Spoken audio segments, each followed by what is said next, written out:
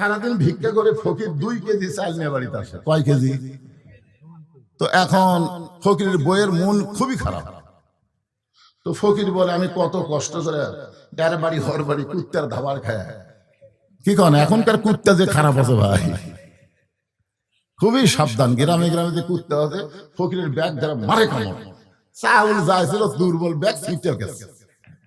এত কষ্ট করে আমি এ পাড়া ও পাড়া বেড়ায় 2 কেজি চাল আনি, তোর মন খারাপ কেন? বউ বলতে সারা জীবন ভিক্ষা করা লাগবে, সারা জীবন। স্বামী কয় তাহলে আমি কি করব? বউ বলতেছে আপনাকে একটা বুদ্ধি দেই, এই বুদ্ধি অনুযায়ী কাজ করেন। বলে কি বুদ্ধি? বলে আপনি কি বাদশাহ শাহজাহানকে চেনেন? নাম শুনছি তো। তো সাধারণ মানুষের বাড়িতে না যায় বাদশাহ শাহজাহানের কাছে যান, এমন ভিক্ষা দেওয়া দিবে আর প্রতিদিন ভিক্ষা করা লাগবে না। বইয়ের বুদ্ধি শুনে ফকির পরদিন বাদশাহ শাহজাহানের রাজ দরবারে গেছে। জীবনে ফকির রাজ দরবারে যায় নাই, বইয়ের বুদ্ধি শুনে। ধরে কোন কার বুদ্ধি? এতদিন গেছে সাধারণ মানুষের দরজায়, আজকে গেছে বাদশার দরজায়। বাদশার দরজায় গিয়ে দেখে একজন দারোয়ান লাঠি নিয়ে দাঁড়ায় আছে। দারোয়ান কি নিয়ে দাঁড়ায় আছে? লাঠি নিয়ে। ফকির চিন্তা করে এত দরজায় ভিক্ষা করলাম, এরকম লাঠিওয়ালা মানুষ তো দেখিনি। কে রে পাগলা, তুই যে দরজা ভিক্ষা করছিস ওটা কি বাদশার দরজা? ফকির চিন্তা করতেছি কি করি, বউ তো বুদ্ধি দিছে, এখন যাওয়াই লাগবে। এই মনে করে ফকির যখন সামনে পা বাড়াইছে, দারোয়ান লাঠি দিছে, আরে এক ধাপ। ফকির চিন্তা করতেছে এ ভাঙ্গাচোরা শরীর নিয়ে এর সাথে আর পারবো না, কারণ দারোয়ান কিন্তু দুর্বল মানুষ হয় না, দারোয়ান মোটামুটি শক্তিশালী মানুষ হওয়া লাগে। ধরে কোন কথা ঠিক কি না? ফকির চিন্তায় পড়ে গেলেন কি করব। এমন সময় ফকিরের মাথায় বুদ্ধি দেওয়ার মালিককে, উদউ ইলা সাবিলি রাব্বিকা বিল হিকমা মাউইজাতিল হাসানা। আল্লাহু আকবার। ফকির চিন্তা করতেছে হিকমত অবলম্বন করা লাগবে। ফকিরের বুদ্ধি কিন্তু কম না, অনেক বেশি বুদ্ধি। একটা ফকির যদি দেখে এক জায়গায় খাবার অনুষ্ঠান হচ্ছে, ওই কিন্তু দেখবেন 1-1 ঘন্টার মধ্যে 100 ফকির বানাবে। ভাই অমুক জায়গায় কাম হচ্ছে, এর মধ্যে একটা মিল আছে। ফকির চিন্তায় পড়ে গেল আমার ভাঙ্গাচোরা শরীর নিয়ে ওই দারোয়ানের সঙ্গে পারবো না। এখন হিকমতের মার হলো এক দৌড়ে গিয়ে দারোয়ানের 2টা পা খপ করে ধরছে। যে দারোয়ানের হাতে লাঠি আছে, ফকির ওই দারোয়ানের কি ধরছে? লাঠি ধরছে না পাও ধরছে? যেই পাও ধরছে তখন দারোয়ানের দয়া হয়ে বলছে যে ভাই তুইও যা হামতে, তুই ভিক্ষা করে খাস আর আমি দরজা পাহারা দিয়ে খাই, আমাদের মধ্যে কোনোই তফাৎ নাই। ফকির বলতেছে তাহলে দরজা খুলে দাও। দারোয়ান বলে পাগল, আমি আছি প্রথম দরজায়, এরকম আরো 15টা দরজা আছে, প্রত্যেকটা দরজায় একটা করে দারোয়ান লাঠি নিয়ে দাঁড়ায় আছে, আমি খুলে দিলে কি পরের দারোয়ান খুলবে? ফকির বলতেছে ভাই খালি তুমি খুলে দাও। দারোয়ান ঠাট্টা করে দরজা খুলে দিছে, ঠাট্টা যা, পরের দারোয়ানে পিটুন খায় এমনি বের করে। এই ঠাট্টা করে দরজা খুলে দিছে, আর ফকির দরজা খোলা পায় ভেতরে ঢুকে দেখে 100 গজ দূরে আর একটা দরজায় দারোয়ান লাঠি নিয়ে দাঁড়ায়। ফকিরকে দেখে বলে এই ফকির ঢুকলা কেমনে? ফকির বলতে কেমনে ঢুকলাম? তাহলে প্রথম দারোয়ানের কাছে যাও, ওই আমার পরিচয় পায়াই দরজা খুলছে, এখন তুমি দরজা খুলবে না মারবে সেটা তোমার ব্যাপার। দারোয়ান চিন্তা করতেছে কে রে, এর যদি পরিচয় না থাকলো তাহলে প্রথম দরজা তো দারোয়ান দরজা খুলতো না, ও যখন খুলে দিছে তাহলে খামাখা আমি আটকায় আমার চাকরি নষ্ট করবো। এর ঢপে ফকির হতে পারে, কিন্তু এর ভেতর কাম আছে। যদি কাম না থাকে তাহলে দারোয়ান দরজা খুললো কেন? পরের দরজা দারোয়ান দরজা খুলে দিলে ফকির যখন ভিতরে যায়, প্রত্যেকটা দারোয়ান একই কায়দায় ফকির কথা বলে, সবাই দরজা খুলেছে। এবার রাজ দরবারের মধ্যে ফকির ঢোকে, কাউরে চিনে না। ফকির কাউরে চিনে না, একজনকে বলতে যে ভাই বাদশাহ শাহজাহান কোন জায়গায়? লোকটা চমচমছে। চমকাটার কারণ হলো আমরা সবাই সম্রাট জাহাপনা বলে সম্মান দেই, আর এই বেটা সম্রাট নাই জাহাপনা নাই, সরাসরি বাদশাহ শাহজাহান কোথায়? ওই ব্যক্তি হলো প্রধানমন্ত্রী। মনে মনে চিন্তা করতেছে উজির আজম, এর চেহারা ফকিরের মতন হতে পারে, কিন্তু আসলে ফকির না। এতগুলো দরজা পায়রা দিয়া যেই বেটা ভিতরের মধ্যে ঢুকছে, এ তো সাধারণ মানুষ না। জোরহাত করে বলতেছে, বাবা বাদশা এখন রাজ দরবারে নাই, ওই যে ছোট্ট ঘর, ওই ঘরের মধ্যে ঢুকছে। দারোয়ান ঘরের কাছে যায়, দেখে দরজা বন্ধ, একটা জানালার পাল্লা খোলা আছে। ওই পাল্লা দিয়ে ভিতর দিকে তাকায় দেখে গোটা ঘর শুদ্ধ একজন মানুষ, একজনই মানুষ। দুই হাত তুলে বলতেছে, ও বাদশার বাদশা, তোমার দরবারে ফকির। আমি ফকির বলে দু চোখ দিয়ে দর দর করে পানি পড়তেছে। ফকির মনে মনে কয়, বইয়ের বুদ্ধি শোনা আসলাম বাদশার কাছে, কিন্তু আয়েশা দিকে বাদশা নিজে ফকির হইয়া কাঁদতেছে। কার বুদ্ধি শোনা? বইয়ের বুদ্ধি শোনা আসলাম বাদশার কাছে, আর বাদশা যে হারে কাঁদতেছে। বড় ফকির কে রে? আমি বড় ফকির না ভিতরে যারা কান দিচ্ছে এটাই বড় ফকির? আমি তো কোনোদিন কান্দি না, আমি তো ভিক্ষা করার জন্য কোনোদিন ফকির ফকির বলে কান্দি না, কিন্তু এই বেটা যে হারে কাঁদতেছে। তাহলে বাদশা শাহজাহান ফকির হইয়া যার কাছে কান্দে, আমি ফকির আল্লাযীনা ইউমিনুনা বিল গায়ব, অদৃশ্যকে বিশ্বাস স্থাপন করে, আমি সেই বাদশার কাছে কাঁদতে চাই যে বাদশা হলেন তাবারাকাল্লাযী বিয়াদিহিল মুলক ওয়া হুয়া আলা কুল্লি শাইইন কাদির। আপনার বলেন তো, ফকির ভিতরে ঢুকে ঈমান বাড়িছে না কমিছে? এই কথা কর না কেন? আজকে আপনাদের আমাদেরকে আল্লাহ ভিতরে ঢুকবার বলতেছে। মসজিদের ভিতরে ঢুকে দেখো, আওয়ামী লীগ, বিএনপি, জাতীয় পার্টি, জামাত নাই, সবাই 14 দল 20 দল ভাঙ্গে এক কাতার হয়ে গেছে। জোরে কোন কথা ঠিক কিনা? ভিতরে ঢুকে দেখো, বাইরে তো গন্ডগোল ভালোই করতেছে, একবার ভিতরে ঢুকে দেখো তো খবর কি। আমি নিজের চোখে দেখছি, ডান পাশে আওয়ামী লীগ, বাম পাশে বিএনপি, মাঝখানে জামাত, তিনজন মিলা পায়ের গোড়া সোজা করতেছে। তিনজন মিলে কাতার পাওয়ার গোড়া সোজা করতেছে, কেউ কাকু কোন ঘুতে পারতেছে না। আওয়ামী লীগ তো কভার পারে এই রাজাকার, বিএনপি কভার পারে যুদ্ধপ্রতি, তুই কে আমাকে মাঝখানে। কিন্তু যখনই ভিতরে ঢুকছে তখন আর বিএনপি, আওয়ামী লীগ, জামাত নাই, সবাই কাতারবদ্ধ হয়ে ভাই ভাই ধরে কোন সুবহানাল্লাহ। তাহলে ভিতরে ঢোকার দরকার আছে না নাই? মশারির ভিতরে কখন ঢোকেন? যদি মনে করেন গোটা শরীরে ভিতরে থাকবে, তাহলে হাতটা বের করে থাকেন। এই মনে করে যদি মশারির বাইরে হাত রাখেন, মশা রাগ করে কামড়াবে বেশি না কম?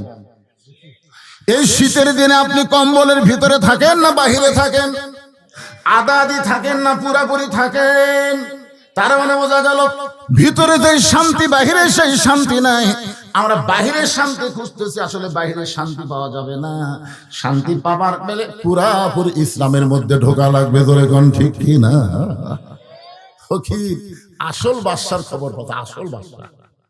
বউ যে বাদশার খবর দিছে এটা হলো নকল বাদশা। ধরে কোন কি বাদশা?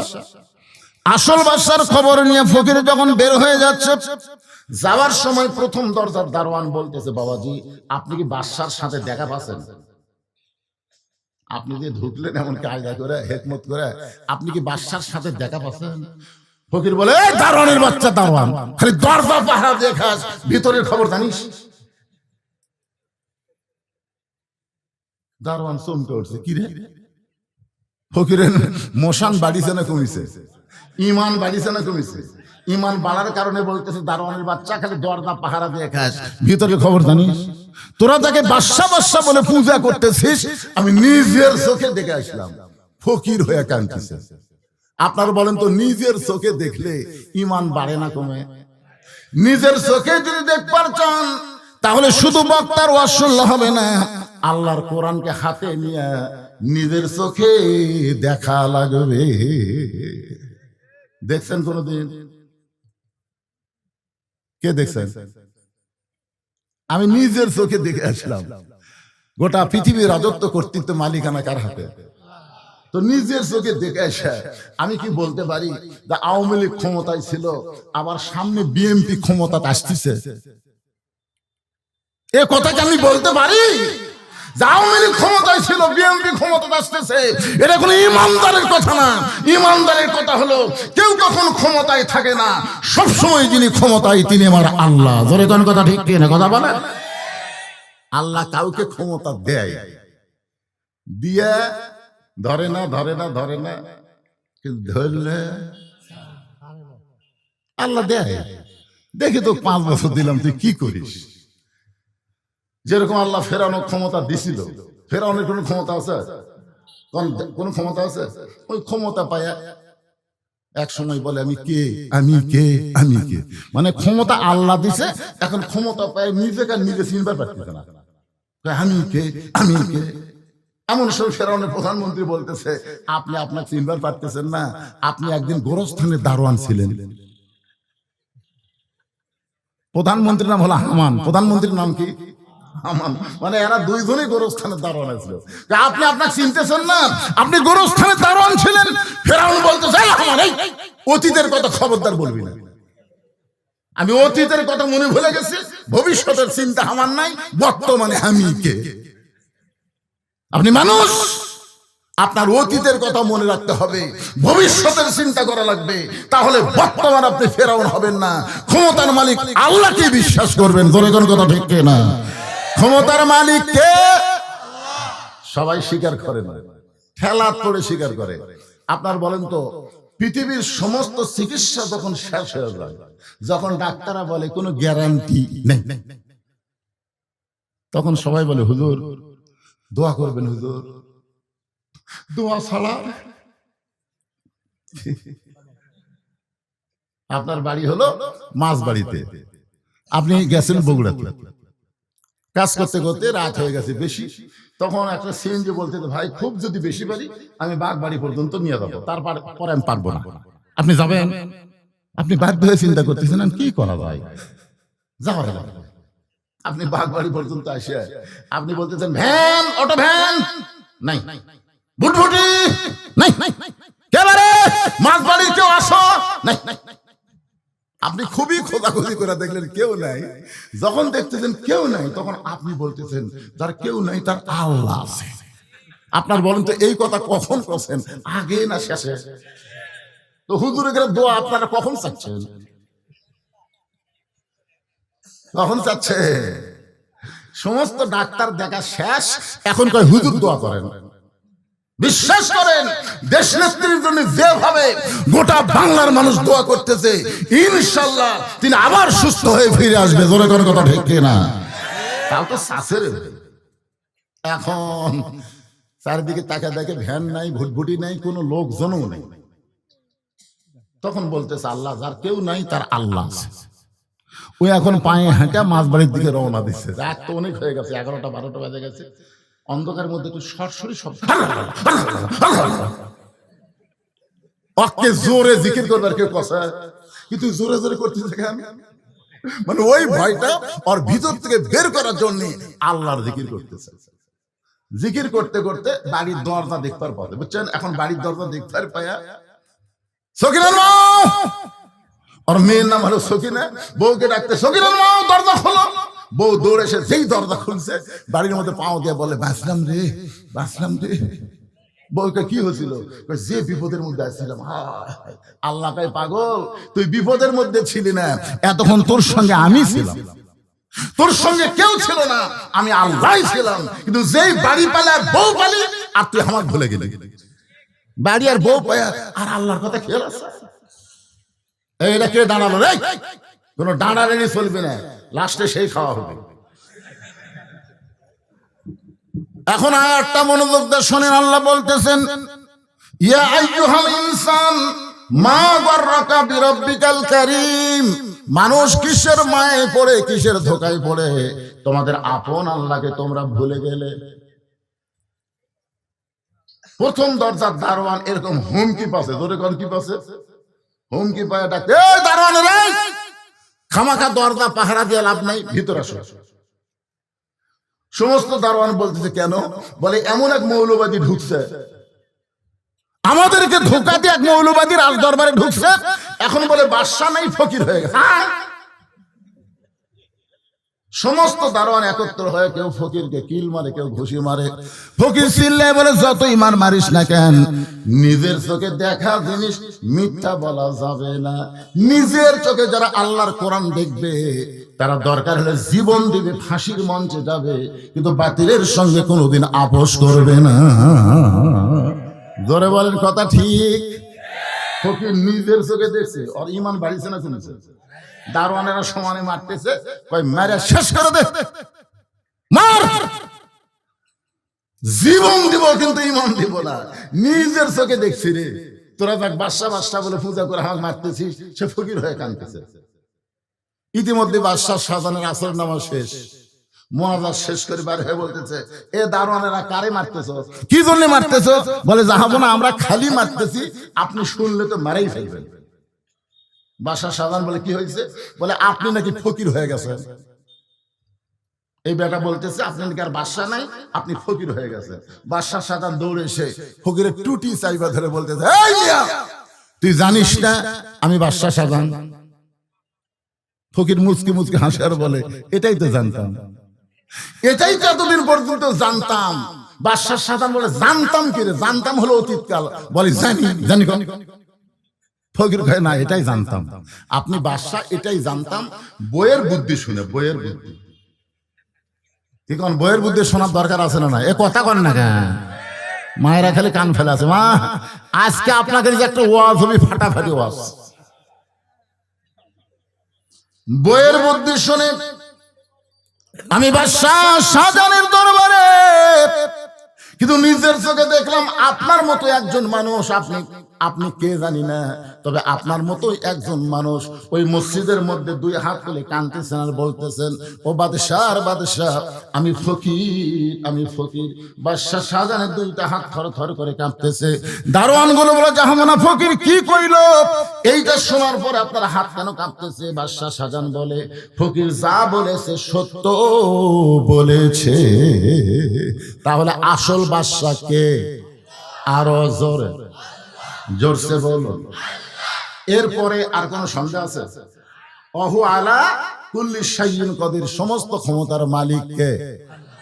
যদি আপনি না কন আল্লাহর ক্ষমতা কমবি, তাহলে জবান খুলে জোরে বলেন, সমস্ত বিষয়ের উপর একমাত্র ক্ষমতা কার?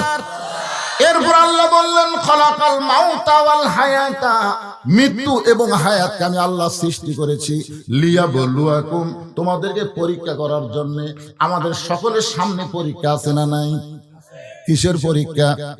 আইয়ুকুম আহসানু আমালা, তোমাদের পরীক্ষার বিষয়টা হলো সুন্দর আমল। আমরা সুন্দর যত আমল আছে তার মধ্যে 1 নম্বর সুন্দর আমলের নাম হলো নামাজ। জোরে বলেন, নাম কি? জোরে বলেন। যত আমল আপনি করেন, ঈমান গ্রহণ করে যতই আমল করেন, সবচাইতে 1 নম্বর সুন্দর আমল হলো নামাজ। এখন আপনাদের কাছে আমার প্রশ্ন হলো, এই নামাজ কি একা একা পড়া না জামাতে? কয় রাকাত? না না, 5 ওয়াক্ত কয় রাকাত? এটা আপনারা জানেন না? 70 রাকাত নামাজ জামাতে পড়া লাগবেই। সেটা এখন জামে মসজিদে পড়েন আর ওয়াক্তিয়া মসজিদে পড়েন, পড়া লাগবেই। আমার কথাকে বুঝলেন? 70 রাকাত নামাজ, ফজরের ফরজ 2, জোহরের ফরজ 4, আসরের ফরজ 4, মাগরিবের ফরজ 3, এশার ফরজ 4। এখন আপনাদের কাছে আমার প্রশ্ন হলো, আল্লাহ ইচ্ছা করলে, আল্লাহ যদি ইচ্ছা করতো, তাহলে এই 5 ওয়াক্ত নামাজ 4 5 20 রাকাত দিবার পারতো না ভাই? ফজর 4, জোহর 4, আসর 4, মাগরিব 4, এশা 4। কিন্তু আল্লাহ এভাবে নামাজ কেন দিলেন? ফজর কেন 2 রাকাত দিলেন ফরজ, আসর কেন 4 রাকাত, জোহর কেন 4 রাকাত, আবার মাগরিব বেজর কেন 3 রাকাত দিলেন, এশা আবার কেন 4 দিলেন? আপনারা কি জানেন? না জানলেন জোরে বলবেন, জানি না। জোরে বলেন, জানেন? এভাবে দেওয়ার কারণ কি? একটু মনোযোগ দিয়ে শোনেন। যে নামাজ সম্পর্কে আল্লাহ কোরআনে বললেন, ইন্নাস সালাতা তানহা আনিল ফাহশাই ওয়াল মুনকার, একমাত্র নামাজই পারে মানুষকে যাবতীয় খারাপ এবং বেহুদা কাজ থেকে বাঁচায় দিতে। বেগম মমতাজ একটা গান গাইছিল।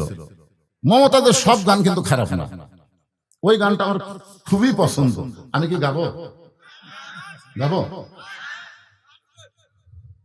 হাদিসে আছে বিস্তারিত, হুজুরি কলব ব্যতীত করছিন কালেও নামাজ তোর হবে না, তবে কেন গাও জোয়ারি মানুষকে দেখাও নামাজ পড়ি, তবে কেন গাও জোয়ারি মানুষকে দেখাও নামাজ পড়ি, ও তোমার সিদ্ধ বীজে সুফসল ফলবে না, আজও কেন আল্লাহর নামাজ ধরতে পারলা না। আল্লাহ কয় নামাজের জোরে ফায়েশাকা যাবে দূরে, পাক কোরআনে রয়েছে ঘোষণা, এখন আকাম কুকাম নামাজ রোজা একসাথে বান্ধিয়া বোঝা, জাহান্নামে দিয়াছ রওয়ানা, আজও কেন আল্লাহর নামাজ ধরতে পারলা না। আপনার বলেন তো, নামাজ শুধু পড়লে হবে না, নামাজকে ধরা লাগবে। ধরে কোন নামাজকে কি করা লাগবে? এই নামাজ সম্পর্কে রাসূল বলেছেন, লা সালাতা লা ঈমান, যার নামাজ নাই তার কোনো ঈমান নাই। লা সালাতা লা দীন, যার নামাজ নাই তার কোনো ধর্ম নাই। বাইনাল আবদি ওয়াল কুফরি তরক সালাত, বান্দা কাফের মধ্যে পৃথক করার জিনিস তার নামই হলো নামাজ। যারা নামাজ পড়বে তারা হবে আল্লাহর বান্দা, আর যারা নামাজ পড়বে না তারা হলো কাফের। রাসূল কঠিন কথা বলেছেন, মান তারাকা সালাতু মুতাম্মিদান ফাকাত কাফারা, ইচ্ছা করে একটা ওয়াক্ত নামাজ যারা বাদ দিল তারা অবশ্যই আল্লাহর সঙ্গে কুফরি করলো। এই নামাজটা হলো পুরুষ মানুষের জন্য 1 নম্বর আমল। মানে যত নেক আমল আছে পুরুষ মানুষের জন্য 1 নম্বর নেক আমলের নাম কি? কিন্তু যে সমস্ত মায়েরা পর্দার অন্তরে বসে আছেন তাদের জন্য কিন্তু 1 নম্বর নেক আমল নামাজ না, আহসানু আমল। আল্লাহ বলেছেন সুন্দর আমল। নারীদের জন্য 1 নম্বর সুন্দর আমল হচ্ছে পর্দা। কারণ মেয়েদের যদি পর্দা না থাকে তাদের নামাজ রোজা হজ যাকাত কিছুই কবুল হবে না। এই জন্য মেয়েদের 1 নম্বর সুন্দর আমলের নাম কি? আপনার কথা কন না কেন? পর্দা যদি না থাকে যতই নামাজ পড়ুক, যতই রোজা করুক, যতই দান করুক, আল্লাহ কবুল করবে না। আমার মায়েরা যারা পর্দার অন্তরে একটু মনোযোগ দিয়ে শুনবেন, আব্দুল কাদের জিলানী রহমতুল্লাহ আলাইহি, যাকে বাংলাদেশ সহ উপমহাদেশের অনেক মুসলমান বলে বড় পীর। ধরে কোন কি পীর? বড় পীর আব্দুল কাদের জিলানী। শুনেন না ভাই, কিন্তু আসলে এখানে বড় ছোট কথা না, তিনি যে একজন আল্লাহর ওলি ছিলেন এই ব্যাপারে কোনো সন্দেহ নাই। ওই যারা আহলে হাদিস করে তারা তো পীরটির কিছুই মানে না। হাদিসের আব্দুর রাজ্জাক বিন ইউসুফ তার এক বক্তব্যে বলেছেন, আব্দুল কাদের জিলানী আল্লাহর ওলি, এই ব্যাপারে সন্দেহ নাই। কারণ তিনি একটা কিতাব লিখেছেন বুনিয়াতুত তালিবিন, এই কিতাব যেই পড়বে এমন ভাবে ইসলামের ছাত্র হবে, ওই ছাত্রকে আল্লাহ জান্নাতের দরজা পর্যন্ত নিয়ে যাবে। ধরে গান সুবহানাল্লাহ। এখন বড় পীর কোন আর না কোন, তিনি যে একজন আল্লাহর ওলি ছিলেন এই ব্যাপারে কোনো সন্দেহ নাই। তিনি একদিন জান্নাতুল বাকি জিয়ারত করতেছেন। জান্নাতুল বাকি বোঝেন আপনারা? যারা হজ করছেন তারা জানেন, আল্লাহ রাসূলের রওজার পাশে মদিনার সবচাইতে বড় গোরস্থানের নাম হলো জান্নাতুল বাকি। যে গোরস্থানের দরজায় আরবিতে লেখা আছে, এই গোরস্থানের মধ্যে আল্লাহ নবীর 10,000 সাহাবীর বেশি ঘুম পাড়তেছে। ধরে কোন সুবহানাল্লাহ। একটা গোরস্থানের মধ্যে সাহাবীর সংখ্যা কত? 10,000-এর বেশি। আমাদের গোটা বাংলাদেশ মিলে একটা সাহাবীও নাই। আমরা এমন একটা দেশের মুসলমান যেই দেশে এখন পর্যন্ত কোনো সাহাবীর কবর নাই। যাদের কবর আছে খুব বেশি হলে আল্লাহর ওলিদের কবর। অধিকাংশ কবর কিন্তু ভণ্ডদের দখলে। জোরে খান কথা ঠিক কিনা? আমি সিলেটের মৌলভীবাজার হবিগঞ্জ এলাকায় ওয়াজ করতে গিয়ে দেখি একটা মাজারের নাম হলো লেদা শাহ। লেদা শাহ। কিছু দূর যাওয়ার পরে দেখি আর একটা মাজার হলো ঘোড়া শাহ। তা আমার মধ্যে চিন্তা হলো লেদা শাহ, ঘোড়া শাহ। একজনকে জিজ্ঞেস করলাম, ভাইজান ওদের সামনের দিকে আসলাম লেদা শাহ, এটা ঘোড়া শাহ, এই অলিগুলা কোথা থেকে আইছে? বলে অলি তো না হুজুর, এই যে ঘোড়া শাহ দেখতেছেন এই ঘোড়া উঠে লাদিছে, ওই লাদ এখন হচ্ছে লেদা শাহ। আর এই ঘোড়া এই জায়গা কবর দিচ্ছে, এটা হলো ঘোড়া শাহ। একটাও পীর সাহেব নাই, ঘোড়া আর ঘোড়ার লাভ। বাংলাদেশের অধিকাংশ আল্লাহর ওলিদের কবর কবর না, ভণ্ডদের কবর। জোরে খান কথা ঠিক কিনা? একটু মনোযোগ দিয়ে শুনবেন। 10,000 সাহাবীর কবর জান্নাতুল বাকির ভিতরে। সেই জান্নাতুল বাকি আব্দুল কাদের জিলানী রহমতুল্লাহ আলাইহি জিয়ারত করতেছেন, এমন সময় পেছন দিক থেকে একজন বলে, হুজুর আমি শুনেছি এই জান্নাতুল বাকির মধ্যেই মা ফাতেমার কবর আছে, আপনি একটু চোখ বন্ধ করে দেখেন তো কবরটা কোন জায়গায়। মুরিদ বলতেছে, আমি শুনেছি জান্নাতুল বাকির মধ্যে মা ফাতেমার কবর আছে, আপনি একটু চোখ বন্ধ করে দেখেন তো কবরটা কোন জায়গায়। আব্দুল কাদের জিলানী ছোট বাচ্চার মতন কান্না শুরু করে দিলেন। মুরিদ বলে, হুজুর আপনি কাঁদেন কেন? আব্দুল কাদের জিলানী, মুরিদ রে শোনো, এই জান্নাতুল বাকির মধ্যে মা ফাতেমার কবর আছে, কিন্তু কবরটা কোন জায়গায় এটা কিয়ামত পর্যন্ত কেউ বলতে পারবে না। সমস্ত মুরিদ বলে, হুজুর এই জান্নাতুল বাকির মধ্যে মা ফাতেমার কবর, কিন্তু কবরটা কোন জায়গায় কিয়ামত পর্যন্ত কেন বলা যাবে না? আব্দুল কাদের জিলানী বললেন, আমার মা ফাতেমা হইল জহুরা, আমার মা ফাতেমা হলো জহুরা, আর এই জহুরা হওয়ার কারণে তার কবর কোন জায়গায় এটা কেউ বলতে পারবে না। সমস্ত মুরিদ বলে, হুজুর তাহলে জহুরা মানে কি? মরদ মানুষের জন্য না হলেও আমার মা বোনদের জন্য জহুরা শোনা লাগবে। কারণ আজকে আমাদের মা বোনরা যদি ভালো হয়, এদের পেটের ভিতর থেকে যে সন্তান আসবে, আগামীতে সন্তানগুলো সবই আল্লাহর ওলি হয়ে জন্ম নেবে। জোরে কোন সুবহানাল্লাহ। কারণ মা যদি ভালো হয়, সন্তান কি হয়? একটা নেপোলিয়ান খ্রিস্টান বলেছে, যদি তোমরা ভালো একটা সন্তান চাও তাহলে ভালো একটা মায়ের দরকার, এই সিল্লে সিল্লি মার্কা মা হলে চলবে না। এরা বাচ্চারা সামনে এই দুটাতে বসে আছে না, ঘুম পারবি ভালো ভালো, এদের মাও ভালো, হ্যাঁ এদের মাও ভালো, এদের এক জায়গায় বসে আছে, লড়ালড়ি করতেছে না। যে সমস্ত বাচ্চারা রাস্তা ঘুরতেছে, দৌড়াদৌড়ি করতেছে, আপনি খোঁজলে দেখেন, ওই যখন মায়ের পেটে আসছিল ওর মাও পেট গোটা পাড়া ঘুরিছে, ওই পেটের মধ্যেই ঘরণে ব্যারাম পাচ্ছে, বার হয়ে আসা ভালো হবে। আমার মায়েরা যারা একটু মনোযোগ দিয়ে শোনেন, সমস্ত মুরিদ বলে, হুজুর জোহরা মানে কি? আব্দুল কাদের জিলানী বললেন, জোহরা মানে যদি জানতে চাও তাহলে শোনো, হযরত আলী এশার নামাজ আদায় করে বাড়ির মধ্যে ঢুকছে। হযরত আলী এশার নামাজ পড়ে কোথায় ঢুকছে? আপনারা এশার নামাজ পড়ে কোথায় ঢুকবেন? আজকে ওয়াজ শুনতেছেন, এটা ভিন্ন কথা। আল্লাহ রাসূল বলেছেন, এশার নামাজের পরে কেউ যদি অযথা গল্প করে, বরং কোনো গল্প করা যাবে না। এশার নামাজের পরে তোমরা ঘুমায় যাবা, ফজরের নামাজের আগে তাহাজ্জুদ আছে, তাহাজ্জুদের মহব্বত আদায় করবা, ফজরের নামাজ জামাতের সঙ্গে আদায় করো। জোরে করে সুবহানাল্লাহ। ফজরের নামাজ কার সাথে? জামাতের সাথে। আমার এলাকায় একদিন ফজরের আযান হয়নি, অনেক মুসল্লি মসজিদের দরজার সাথে দেখে তালা দেওয়া, মুয়াজ্জিন সাহেব চেতন পায়নি, মসজিদ তালাই খোলেনি, চারিদিকে আযান হয়ে গেছে, এ তালা খুললো না কেন? ৩-৪ জন মুয়াজ্জিনের বাড়ি যায়, মুয়াজ্জিন সাহেব চারিদিকে আযান হয়ে গেছে আর তুমি মসজিদের তালাই খোলোনি। মুয়াজ্জিন হলমল করে বাইরে এসে বলতেছে, আর কান ধরে বলতেছি জীবনে ওয়াজ শুনবার যাবো না। মুয়াজ্জিন কান ধরে বলতেছে, আর জীবনে ওয়াজ শুনবার যাবো না, এই ওয়াজ শুনবার চাই আমি চেতন পাইনি। তাহলে ওয়াজের ফজিলত দেখেন, ওয়াজ শুনে মুয়াজ্জিনই চেতন পায় না। তাহলে আজকে আমাদের অবস্থা কি হবে?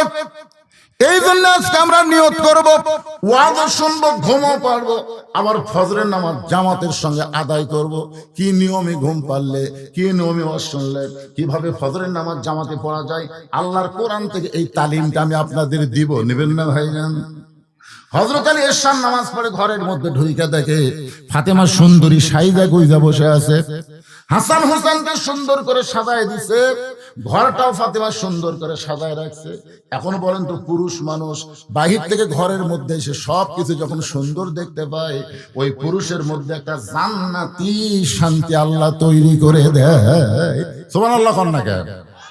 আপনি পুরুষ মানুষ বাইরে থেকে যখন ঘরের মধ্যে এসে দেখতেছেন বউ সুন্দরী সাজাগুজা বসে আছে, সন্তানকে সুন্দর কাপড় পরে দিছে, ঘরের বিছনাপত্র সব সুন্দর করে রাখছে, আপনার মনে একটা শান্তি হবে না? হবে কি হবে না? কতক্ষণ কিন্তু আয়সা দেখতেছেন এক সোল মাটি ছুঁয়ে থেকে গ্যাঙ্গাচ্ছে, আর একজন প্যান্টও খুলে বসে আছে, আর বউ তো পাতিলের হাঁড়ির মতন এটি কালি এটি হলদি লিয়ে বসে আছে। বিছনার দিকে তাকায় দেখেন বালুস একটি, খেতা একটি, চাদর উপর হয়ে আছে। তখন আপনি বলতেছেন আল্লাহ রে এ বাড়ির থেকে বেড়াই ভালো রে। অনেক মরদ মানুষ কিন্তু বাড়ি থাকবার চায় না, সবসময় বাইরে ঘুরঘুর করে, কারণ ওর বাড়ির মধ্যে কি নাই? শান্তি নাই। ধরে বলেন কি নাই? হযরত আলী ঘরের মধ্যে ঢুকেই বলতেছেন আলহামদুলিল্লাহ আলহামদুলিল্লাহ আলহামদুলিল্লাহ। তিনবার যখন আলহামদুলিল্লাহ শব্দ উচ্চারণ করেছে, এমন সময় ফাতেমা হাসান হোসেনকে বুকের মধ্যে নিয়ে বলে, বাবু তোমরা দুই ভাই একটু অন্য ঘরে যাও, তোমার বাবার সঙ্গে আমার গোপন কিছু গল্প আছে। যেই মাত্র ফাতেমা বলতেছে হাসান হোসেনকে, বাবা তোমরা দুই ভাই একটু অন্য ঘরে যাও, তোমার বাবার সঙ্গে আমার গোপন কিছু গল্প আছে, কথাবার্তা বলার সঙ্গে সঙ্গে হাসান হোসেন হাসতে হাসতে যখন অন্য ঘরে গেছে, এমন সময় ফাতেমা ঘরের দরজা বন্ধ করে দেয়। সন্তান দুইটাকে বের করে দিয়ে যখনই দরজা বন্ধ করেছে, সঙ্গে সঙ্গে হযরত আলী মাথার টুপি খুলেছে। আপনার বলেন তো, সন্তানকে বের করে দিয়া বউ যদি ঘরের দরজা বন্ধ করে দেয়, তখন আর মাথার টুপি দেওয়া যাবে? একেবারে আস্তে কথা। আপনি কি মনে করতেছেন আমি যত বড়ই বক্তা হই, আমি ওয়াজ করে বাড়ির যে টুপি মাথাতে থাকি, যদি 5 মিনিট দেরি হয় বউ এসে টুপি খোলে, কি আবার হুজুরগিরি করবেন নাকি? শীতের দিনে একলা ল্যাব গরম হচ্ছে না, আর হুজুর খেলে ওয়াজ করে। আমি কইলাম তুমি এত গরম হচ্ছে কেন? আমার বউ বলতে, শোনেন, জনগণ যতদিন আপনাকে চাবে ততদিন আপনি বউ ভুলে থাকবেন। যেদিন থেকে জনগণ চাবি না, কেউ দাওয়াত দিবি না, তখন এসে আমার কাছে পড়ে যাবেন, কিন্তু আমার ঘুম হবে না। কেন? বলে প্রত্যেকটা বক্তা বুড়া কালে একটা ব্যারাম হয়, হাউস হাউস ব্যারাম। এই যে মাইক ওয়াজ করে এই ব্যারাম নাম হাঁপানি ব্যারাম। ধরে কোন কি ব্যারাম? তখন আপনি স্বামী যদি আমার কাছে হাউস মাউস করেন, ঘুম হবে? যৌবন বয়সে খেতা গরম করলাম একলাই, ল্যাব গরম করে একলাই, আর বুড়া বয়সে হাঁপানি নিয়ে বইয়ের কাছে আইছে। একটু মনোযোগ দেন, আল্লাহ কোরআনে বলেছেন হুন্না লিবাসুল লাকুম ওয়া আনতুম লিবাসুল লাহুন্না। স্বামী হলো বিবির পোশাক, বিবি হলো স্বামীর পোশাক। যেই মাত্র ফাতেমা দরজা বন্ধ করেছে, সঙ্গে সঙ্গে হযরত আলী মাথার টুপি খুলেছে। ফাতেমা এক দৌড়ে এসে স্বামীর বুকের মধ্যে মাথা ঢুকে ছোট বাচ্চার মতন ফোঁপায় ফোঁপায় কাঁদতেছে। আলী বলতেছে, ফাতেমা তোমার কান্দার কারণ কি? ফাতেমা বলে, স্বামী গো, আর কোনোদিন ঘর সাজাবার পারবো না, আর কোনোদিন সন্তান দুইটাকে সাজাই দিবার পারবো না, আর কোনোদিন সাইদা গুইদা আপনার সামনে জানাবার পারবো না, কারণ আজকে গভীর রাত্রে ফাতেমার মৃত্যু হবে। যেই মাত্র কইছে গভীর রাত্রে ফাতেমার মৃত্যু হবে, গাছের গোড়া কাটলে গাছটা যেমন পড়ে যায়, হযরত আলী তেমনি পড়ে গেলেন ঘরের মাঝায়। ফাতেমা এবার মুস্কি মুস্কি হাসতেছে। কিছুক্ষণ আগে কান্দে কান্দে স্বামীর কাছে যে কথা কইছে, স্বামী পড়ে যাওয়ার পর ফাতেমা মুস্কি মুস্কি হাসতেছে। মুস্কি মুস্কি হেসে ওই স্বামীর মাথাটা উরাতের উপরে নিয়ে কপালে একটা চুমা দিয়ে বলে, স্বামী গো, এতদিন আমি জানতাম আপনি পৃথিবীর সবচাইতে বড় জ্ঞানী, আপনি পৃথিবীর সবচাইতে বড় বীর। ইয়াজিদের চামচা বলেছে, হোসাইন তোমার বাবা হলো বিশ্ব আলেম, তোমার বাবা শুধু বিশ্ব আলেম না। ফাতেমা বলতেছে, আমার নবী বলেছেন, আমার বাবা বলেছেন, আলী আসাদুল্লাহিল গালিব, আলী হচ্ছেন পৃথিবীর সবচাইতে বড় বীর। জোরে কান সুবহানাল্লাহ। ফাতেমা বলতেছে, পৃথিবীর সবচাইতে জ্ঞানী আপনি, সবচাইতে বড় বীর আপনি, আর বইয়ের মরার খবর শুনে এভাবে পড়ে গেলেন। আপনি কি মনে করেন দুনিয়াতে আসা থাকার জন্য না যাওয়ার জন্য? সবাই বলেন, ছোট বড় যারা বসে আছেন সবাইকে বলতে হবে। আমি যেই বলবো আসলে, আপনারা বলবেন যাইতে হবে। আসলে কবে?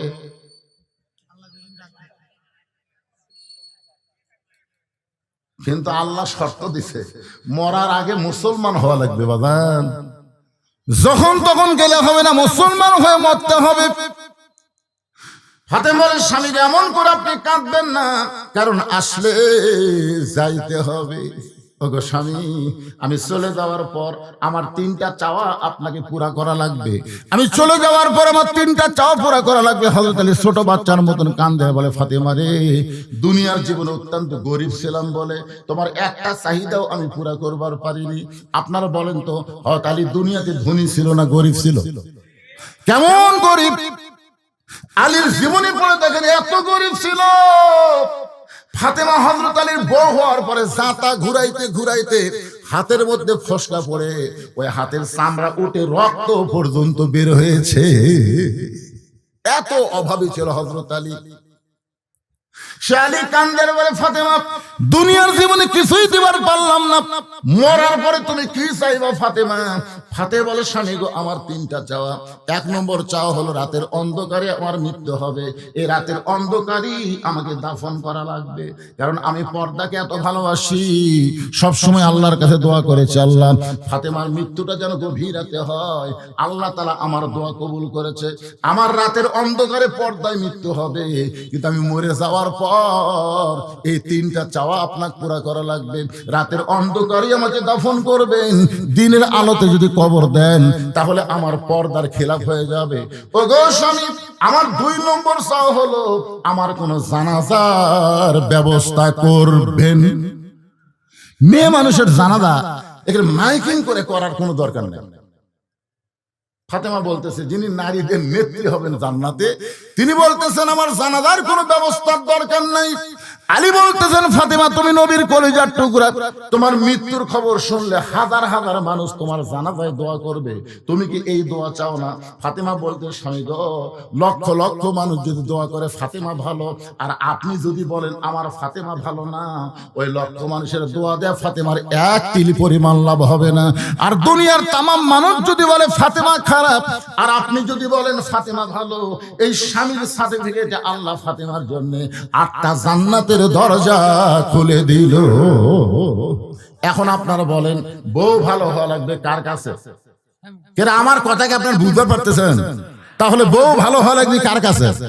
আর হামাকের গুলা লব উল্টা কি কয়, এরকম লব উল্টা তুমি তুমি আমার দেখতে পারো না, খালি তুমি, গোটা পাড়া খুঁজে দেখো আমার বিরুদ্ধে কেউ নাই। এই মায়েরা যারা পর্দার অন্তরে বসে আছেন, গোটা পাড়ার লোক আপনাকে ভালো বললে হবে না, আপনার স্বামী আপনাকে ভালো বলা লাগবে। জোরে কোন কথা ঠিক কিনা? আজ পর্যন্ত কোনদিন শুনছেন যে মেয়ে মানুষের লাশ সামনে থেকে কেউ বলেছে এই মেয়েটা কেমন ছিল? কেউ বলছে? কেন বলে না? ভাই কি গল্প আপনার, কেউ কিছু বলবি নাকি? আপনাকে গল্পই করা যাবে না তো, এমন একটা মুহূর্ত আসতেছে কিছুক্ষণ পরে।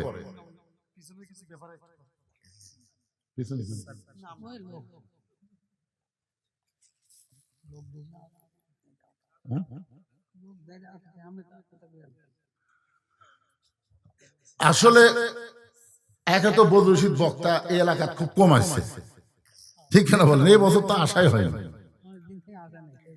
এটা তো একটা আছে। আবার দ্বিতীয়ত আমি কিন্তু ঘরের বক্তা না, আমি হলো ভাইরাল বক্তা। ধরে কি বক্তা? এখানে এমন কোন লোক নাই যে আমার ওয়াজ শোনেনি। 3 নম্বর হলো এখানে এমন একটা অবস্থা, আসার পরে আমি জাইদুল ভাই থেকে শুনলাম যে একেবারে গোস্ত দিয়ে আলু ঘাটি আমার ভাত। এটা কি জাতা কথা কে ভাই রে? আপনি মানুষ যতই বসান শেষ পর্যন্ত রাস্তা পর্যন্ত যাবি, কারণ ভাত তরকারি যদি মাছ ঘাটি হতো, অনেকে মাছ ঘাটি পছন্দ করে, গরুর গোস্তর ভাত এটা ছাড়া।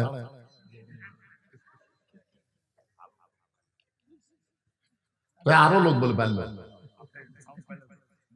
তো গোপনে গোপনে কাজ করে যাচ্ছে।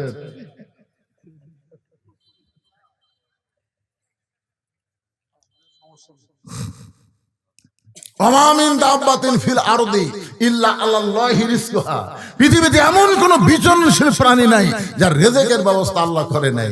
আমাদের দায়িত্ব হলো দাওয়াত দেওয়া, আল্লাহর দায়িত্ব হলো খাওয়ানো। জোরে কর কথা ঠিক কিনা? আমরা কি খাওয়াতে পারবো? আমাদের কাজ কি? দাওয়াত দেওয়া।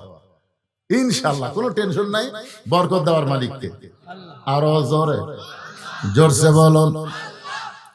ফাতেমা বলে, স্বামী গো, আমার 3 নম্বর চাও হলো আমার লাশটা খাটনিতে তুলবেন না। আমি মরে যাওয়ার পর আমার লাশটা খাটনিতে তুলবেন না। আমি ফাতেমা হিসাব করে দেখলাম 4 জন ব্যক্তি আমার খাটনি কাঁধে নেবে, এমন 4 জন পুরুষ দুনিয়াতে নাই। আমার বাবা যদি আজকে দুনিয়াতে থাকতো, মরা মেয়ের লাশের খাটনি বাবা কাঁধে নিবার পারতো। আমার হাসান হোসেন যদি বড় হইতো, তাহলে মায়ের লাশের খাটনি কাঁধে নিবার পারতো। ওগো স্বামী, 6 মাস আগে আমার বাবা দুনিয়া থেকে বিদায় নিয়েছে।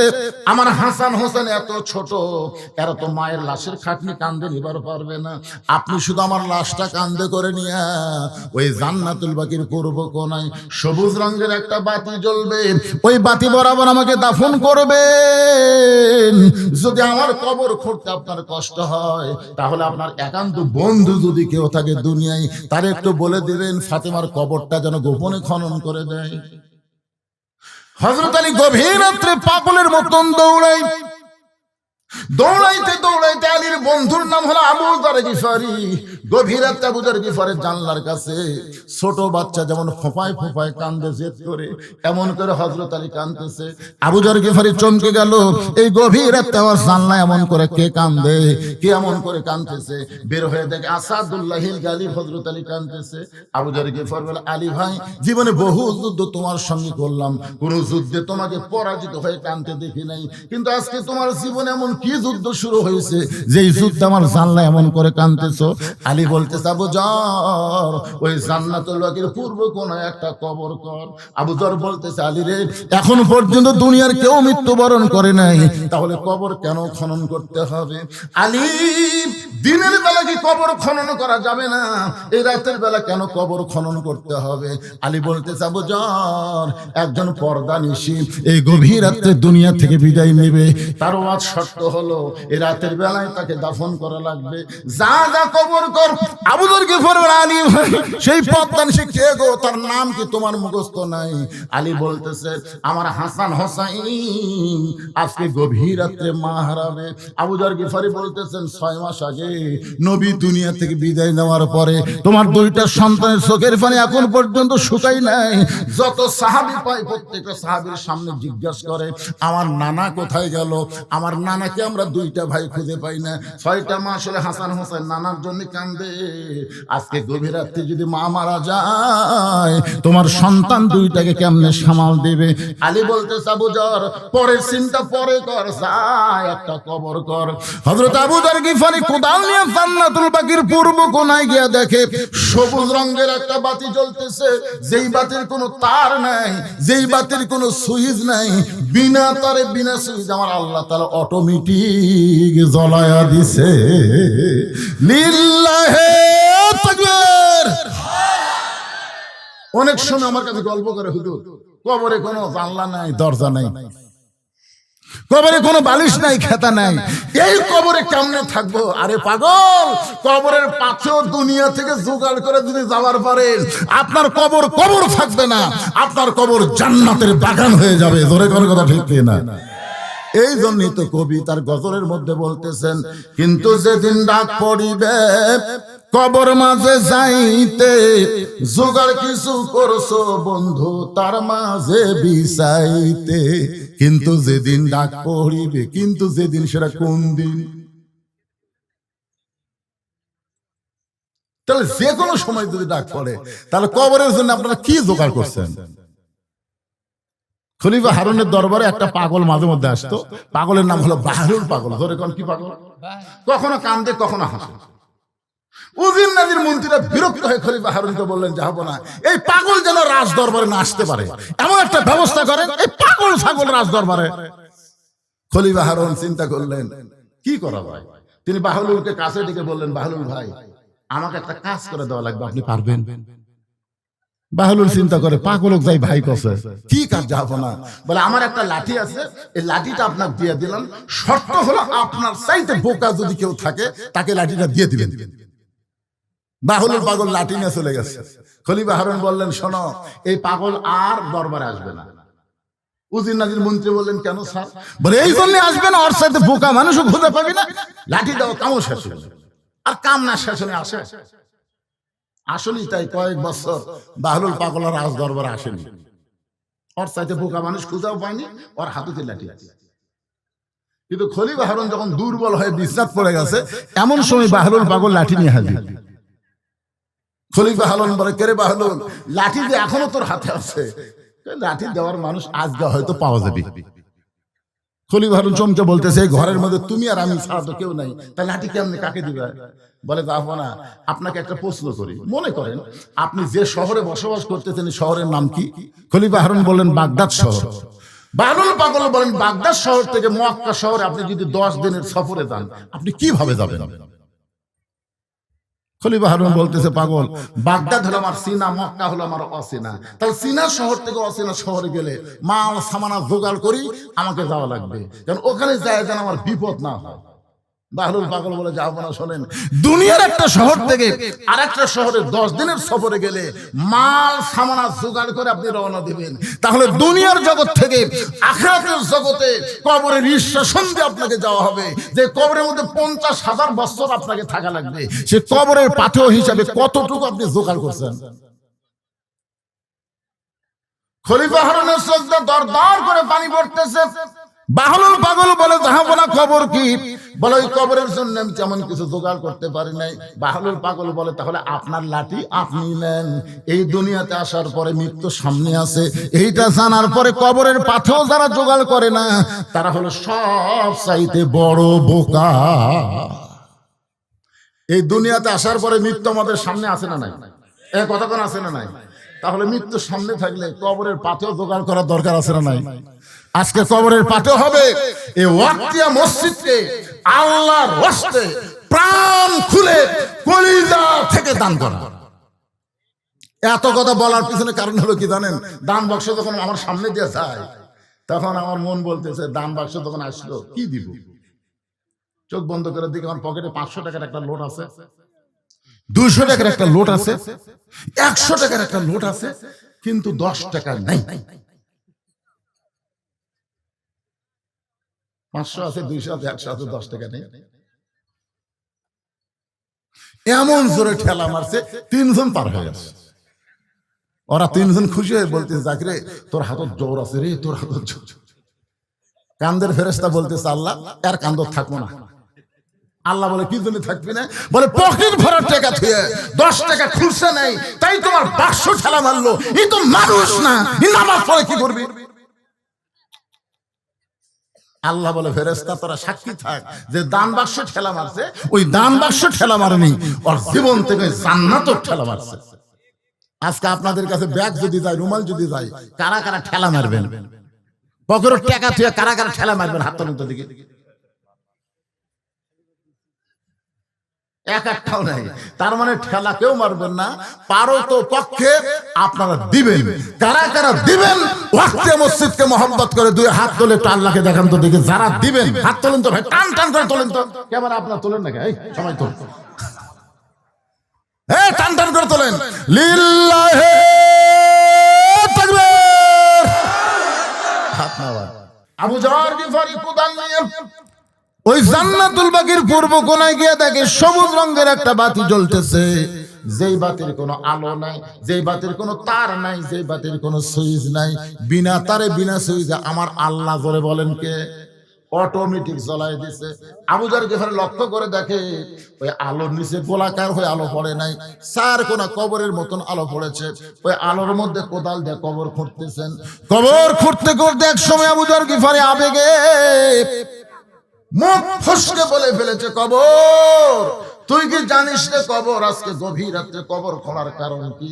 যাকে দাফন করা হবে আল্লাহ নবীর মেয়ে হওয়ার পরেও নবী তাকে মায়ের মতন সম্মান দিয়েছে। কবর খবরদার বেয়াদবি করবি না। আজকে তোর মধ্যে যাকে দাফন করা হবে তার 2টা সন্তানকে আল্লাহ জান্নাতের যুবকদের সর্দার বানাইছে। কোদাল দিয়ে কবর খুঁড়তে খুঁড়তে এক সময় আবু যর গিফারি বলে কবর তুই কি জানিস গভীর রাতে কেন কবর খুঁড়তেছি? তোর মধ্যে যাকে দাফন করা হবে হযরত আলীর স্ত্রী ফাতেমাকে দাফন করা হবে। কবর খবরদার বেয়াদবি করিস না। এই কথা বলে আবার যখন কোদাল মারতে চায় এমন সময় কবরের ভিতর থেকে আওয়াজ আসছে আবু যর কার কার মা, কার মেয়ে, কার বিবি, এইটা কবর দেখবে না। আমল যদি ভালো হয় কবর জান্নাতের বাগান হবে, আর আমল যদি খারাপ হয় কবর জাহান্নামের গর্ত হবে। আপনারা মনে করেন না এই কথাটা ফাতেমার জন্য বলছে? ফাতেমার জন্য না, আমরা যারাই কবরে যাব তাদের সবাইকে লক্ষ্য করে বলা হয়েছে, কার মা, কার মেয়ে, কার বিবি এইটা দেখা হবে না, দেখা হবে আমল যদি ভালো হয় কবর জাহান্নামের কি হবে? গর্ত। আমল যদি ভালো হয় জান্নাতের টুকরা হয়ে যাবে, আমল যদি খারাপ হয় কবর জাহান্নামের গর্ত হবে। এই শব্দ আবু যর গিফারির কানে ঢোকার সঙ্গে সঙ্গে গোটা দেহ থর থর করে কম্পন শুরু হয়ে গেল, হাতের কোদাল পড়ে গেল, আর কবর খুঁড়তে পারলেন না। হযরত আলী গভীর রাত্রে ফাতেমার দেহটাকে নিজের কাঁধে করে নিয়ে ওই জান্নাতুল বাকিতে যাবার চায়, কিন্তু ঘরের মধ্যে ঢুইকা থেকে অবাক কাণ্ড, ফাতেমা নিজে নিজেই গোসল করেছে। সুবহানাল্লাহ বলেন। ফাতেমারে কোনো মেয়ে মানুষ গোসল করায় দেয় নাই, নিজের শেষ গোসলটা নিজেই করেছেন। এই কারণেই করেছেন ফাতেমা মেয়েদেরকেও পর্দা করে। জোরে কর না সুবহানাল্লাহ। খাদিজাতুল কুবরা বলে, আমার পেট থেকে ফাতেমা যখন জন্ম নিল আমি আশ্চর্য হয়ে গেলাম, আমার প্রসবের কোনো ব্যথাই হলো না। ফাতেমা দুনিয়াতে আসার পরে আমি তাকায় দেখি, আমি মা খাদিজা নিজে আমার মেয়ের দিকে তাকায় দেখি, ফাতেমা তার নিজের এই দুইটা হাত দিয়া তার ইজ্জত ঢেকে দুনিয়াতে ভূমিষ্ঠ হয়েছে। আমি মা খাদিজা কোনোদিন ফাতেমার ইজ্জত পর্যন্ত দেখতে পাই নাই। জোরে কর না সুবহানাল্লাহ। ফাতেমা নিজে নিজে কাফনের কাপড় পরেছে, নিজে নিজে কাফনের কাপড় পরে মাঝখানে নিজে শুয়ে দুই পাশে দুইটা সন্তানকে বুকে হাত দিয়ে ঘুমাইয়া দিছে। হাসান হোসেন যখন ঘুমায় গেছে এমন সময় ফাতেমা এই দুনিয়া থেকে বিদায় নিয়ে চলে গেছে। হযরত আলী ফাতেমার দেহখানা কাঁধে করে নিয়ে ওই জান্নাতুল বাকির পূর্ব কোণায় গিয়ে বলে, আবু যর কবর থেকে সরে যায়। আল্লাহ তাআলা আবু যরকে আগেই কবর থেকে খেদায় দিয়েছে। ফাতেমাকে দাফন করার পরে কবরের দিকে তাকায় বলতেছে, কবর আজকে তোর মধ্যে যাকে দাফন করলাম আমি স্বামী হিসাবে সাক্ষী দিচ্ছি, আমার বিবি হলেন সবচাইতে ভালো পর্দানিশী। জোরে কর না সুবহানাল্লাহ। আমি স্বামী হয়ে বলতেছি আমার ফাতেমা পর্দানিশী। কবর আমার ফাতেমা পর্দানিশী, ও দরদে আল্লাহ আমার পর্দানিশী বিবি ফাতেমাকে তুমি কবুল করে নাও। যেই বলেছে কবুল করে নাও, আলী তাকায় দেখে সামনে কয়েকটা পুরাতন কবর দেখা যায়। এইমাত্র ফাতেমার কবর নিজের হাতে দিয়েছে, সেই কবরটার নাই। হযরত আলী আবার লক্ষ্য করে দেখলেন পুরাতন কবর দেখা যায়, নতুন কবর নাই।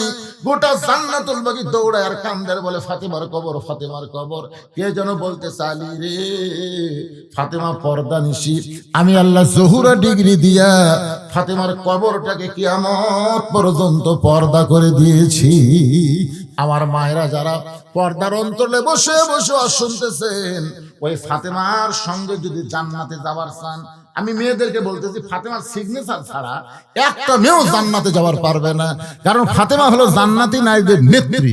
এখন ফাতেমা তো যাকে তাকে সিগনেচার করবে না, কেবলমাত্র পর্দানিশী নারী যারা হবে তারাই ফাতেমার হাতের সিগনেচার পাবে। মায়েরা যা করছেন করছেন, আজ থেকে ওয়াজ শোনার পরে আপনার পর্দার ভিতরে থাকবেন। পুরুষেরা যা করছেন করছেন, ফজরের নামাজ থেকে নামাজ শুরু করবেন। আর কথা কয় না। আপনারা মাগরিব এশার নামাজ কারা কারা পড়েননি হাত তোলেন, এ কথা আমি করবো না, এ কথাই বলবো না। কারণ মাগরিব এশা কারা কারা পড়েননি হাত তুলবার বললে আপনারা শরম পাবেন। কিন্তু আজকের এই ওয়াজ শোনার পরে মরা লাগবে, বাঁচার কোনো বুদ্ধি নাই, যে কোনো সময় যাইতে হবে। এইটা বিশ্বাস করে কারা কারা ফজর পড়বেন না, কারা কারা ফজরের নামাজ পড়বেন না, তারা একটা হাত তোলেন। কোনটি?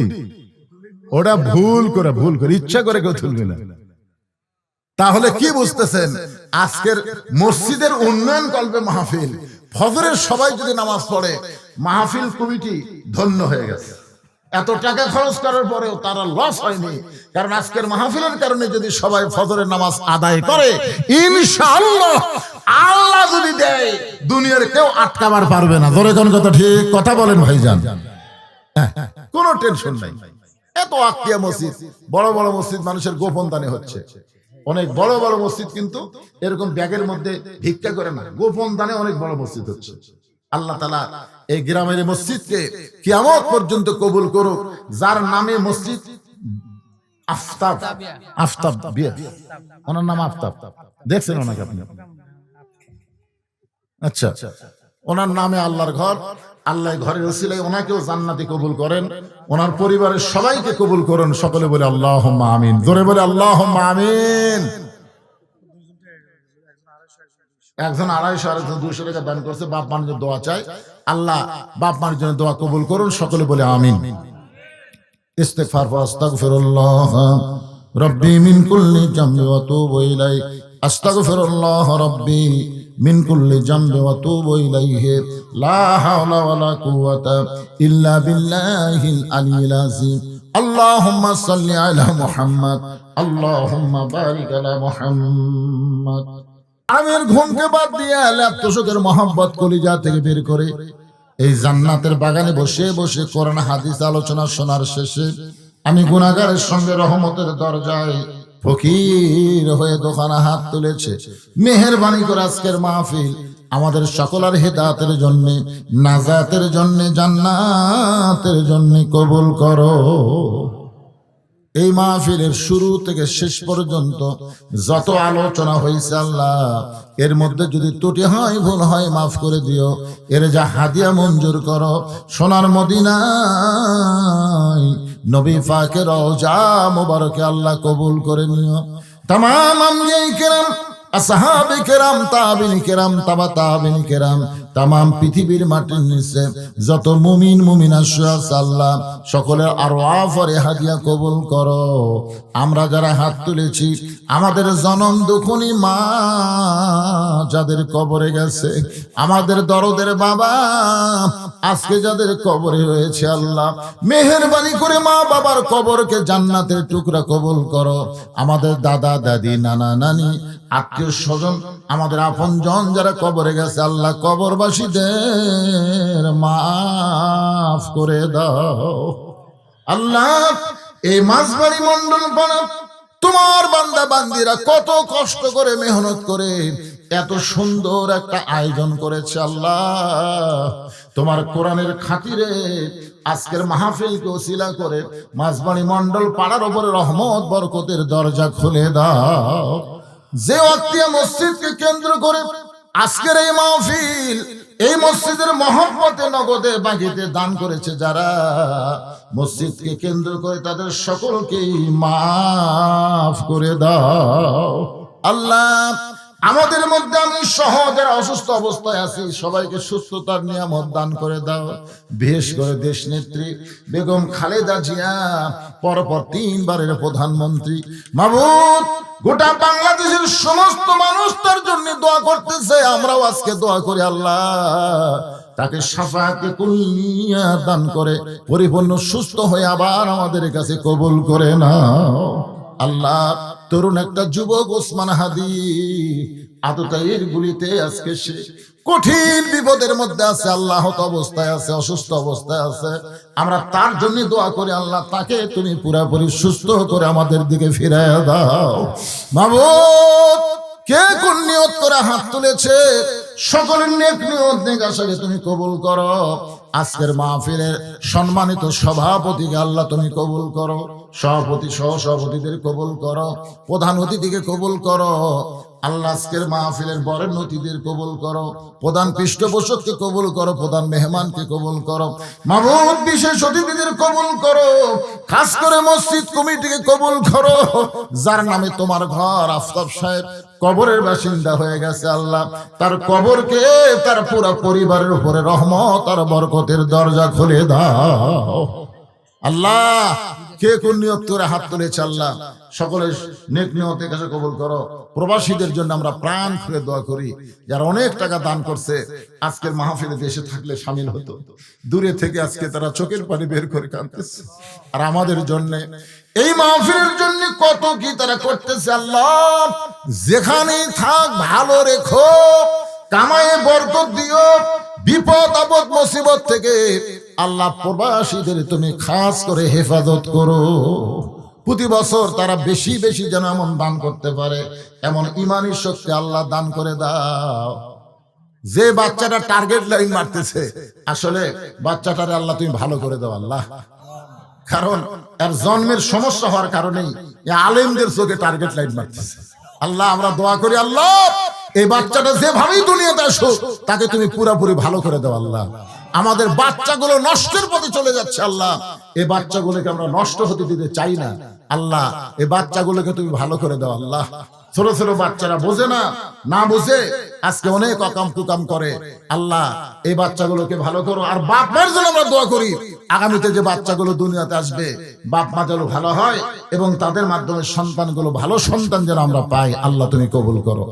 এই মাছবাড়ি বাগবাড়ি অত্র এলাকার সন্তান শহীদ প্রেসিডেন্ট জিয়াউর রহমান আল্লাহ এমন একটা সন্তান আমাদের বগুড়া থেকে জন্ম হয়েছে, যার কারণে গোটা পৃথিবী এমনকি আরাফার ময়দানে গেলে নিমের গাছের নিচে যখন বসি, আহা কি সন্তান বগুড়াবাসী উপহার দিয়েছে গোটা পৃথিবীকে। আল্লাহ আল্লাহ সেই শহীদ জিয়ার এলাকায় এমন সুন্দর সুন্দর সন্তানকে তুমি কবুল করো। আল্লাহ আল্লাহ এই বাগবাড়ি মাছবাড়ি এই গাবতলী গোটা বিশ্বের কাছে পরিচিত পেয়েছে শহীদ প্রেসিডেন্ট জিয়াউর রহমানের জন্য। আল্লাহ তার সন্তান তারেক জিয়াকে তুমি ভালো রেখো। আল্লাহ আমাদের দেশে ফিরে আসার ব্যবস্থা করো। সমস্ত কুচক্রের মহল থেকে আল্লাহ তুমি তাকে হেফাজত করো। আল্লাহ আমাদের সকলকে মাফ করো। আজকে আমাদের দোয়াকে আল্লাহ তুমি কবুল করো।